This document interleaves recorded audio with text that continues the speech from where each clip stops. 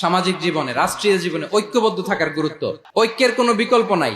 গত 50 বছর তো দেখেছি অনৈক্য, বিভেদ, বিচ্ছিন্নতা আমাদেরকে কোথায় নিয়ে গিয়েছে। এই যে দেখেন, কিছুদিন আগে আমাদের বর্তমান নেতা ডক্টর ইউনূস, উনি সব রাজনৈতিক নেতৃবৃন্দদেরকে ডেকেছেন একটা ইস্যুকে কেন্দ্র করে। তার মানে গোটা বাংলাদেশ এক হয়ে গিয়েছে। রাজনৈতিক নেতাদেরকে ডেকেছেন উনি, আমরা এক হয়েছি। এরপরে ধর্মীয় অঙ্গনের লিডাররা, বিভিন্ন ধর্মের, শুধু মুসলিম না, সবাইকে ডেকেছেন, আমরা ঐক্যবদ্ধ হয়েছি। এটাকে বলে জাতীয় ঐক্য। যে কোনো ধরনের কনস্পাইরেসি, ষড়যন্ত্র, আধিপত্যবাদ মোকাবেলায় জাতীয় ঐক্যের চেয়ে মোক্ষম হাতিয়ার আর নাই। আমাদের একটা প্রতিবেশী দেশ আছে, আমরা আমাদের দেশ নিয়ে যত ভাবি তারা তার চেয়ে বেশি ভাবে। ওদের পূজা পর্বণে আমাদের মাদ্রাসার ছেলেরা যে পাহারা দেয়, আমাদের তাফসির মাহফিলের সময় ওরা ডিস্টার্ব করে, ঢোল বাজায় না। ওদের পূজা পর্বণের সময় আমাদের তাফসির মাহফিলের ডেট হলে আমরা চেঞ্জ করে দেই। সুবহানাল্লাহ, কি সাম্প্রদায়িক সম্প্রীতির রোল মডেল। আর ওই বাংলাদেশের ব্যাপারে তারা অনেক ডিসইনফরমেশন ছড়াচ্ছিল। ভারতের অনেকগুলো গণমাধ্যম, আমি জেনারেলাইজ করব না, আমাদের প্রতিবেশী দেশের সব গণমাধ্যমকে আমি দোষ দিতে চাই না, অনেকগুলো গণমাধ্যম তারা ডিসইনফরমেশন শেয়ার করেছে। আর ডিসইনফরমেশন মানে ইচ্ছা করে, প্ল্যান করে মিথ্যা, গুজব, রটনা সোশ্যাল মিডিয়ায় ছড়ানো।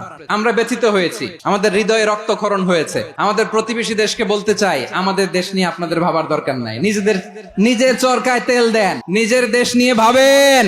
গত মাসের ভয়েস অফ আমেরিকার রিপোর্ট, বাংলাদেশে সংখ্যালঘু জনগোষ্ঠী আগের চেয়ে বেশি নিরাপত্তা পাচ্ছে। শুধু এখানেই শেষ না, মাইক্রোসফটের একটা জরিপ শোনাই আপনাদেরকে। তারা সারা পৃথিবীতে গুজব, ভুয়া আর মিথ্যা নিউজ ছড়ানোতে কোন দেশ সেরা একটা রিপোর্ট করেছে। এর মধ্যে 1 নম্বরে এসেছে ভারতের নাম। প্রতিবেশী দেশকে বলবো, আপনারাও শান্তিতে থাকেন, আমাদেরকেও শান্তিতে থাকতে দেন। সব চেঞ্জ করা যায়, প্রতিবেশী চেঞ্জ করা যায় না। আমরা চাই তারাও সুখে থাক, আমরাও সুখে থাকি, কিন্তু প্রতিবেশী হলে বন্ধুত্বপূর্ণ আচরণ করতে হয়। প্রতিবেশী যদি বন্ধু না হয়ে প্রভু হতে চায়, এরকম দানব প্রতিবেশী কেউ চায় না। ভারত যদি বন্ধুত্ব উপহার দেয়, আমরাও বন্ধুত্ব দিব। কারণ আমাদের পররাষ্ট্র নীতি হচ্ছে সবার সাথে বন্ধুত্ব, কারোর সাথে বৈরিতা নয়। আলহামদুলিল্লাহ বলেন। আমরা নির্বিবাদী, আমরা বাংলাদেশিরা শান্তিকামী, এজন্য আমরা গর্ববোধ করি।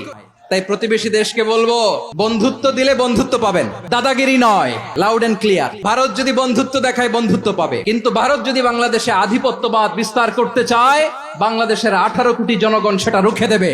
ভারত যদি গৌর গোবিন্দের ভূমিকায় নামতে চায়, দেশের 18 কোটি মুসলমান শাহজালালের ভূমিকায় নামবে।